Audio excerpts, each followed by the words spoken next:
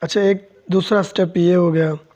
تیسرا سٹیپ جو ہے ہم نے آپ کو بتانا ہے مین، جس طریقے سے بڑے بڑے یوٹیوبر جو ہیں وہ کام کر رہے ہوتے ہیں موبائل کی سکرین پر، تو ان کی سائڈ پر جو ہے سکرین چل رہی ہوتی ہے، وہ بھی ہم آپ کو بتائیں گے آپ نے کس طریقے سے لگانی ہے۔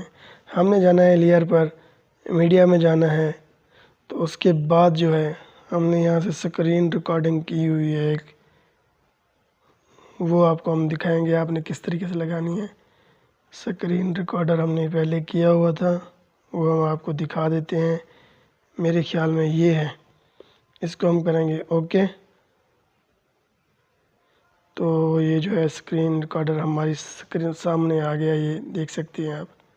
ہم اسے یہاں پر کسی بھی کونے میں جو ہے سیٹ کر دیں گے۔ اگر آپ کا سبسکرائب والا بٹن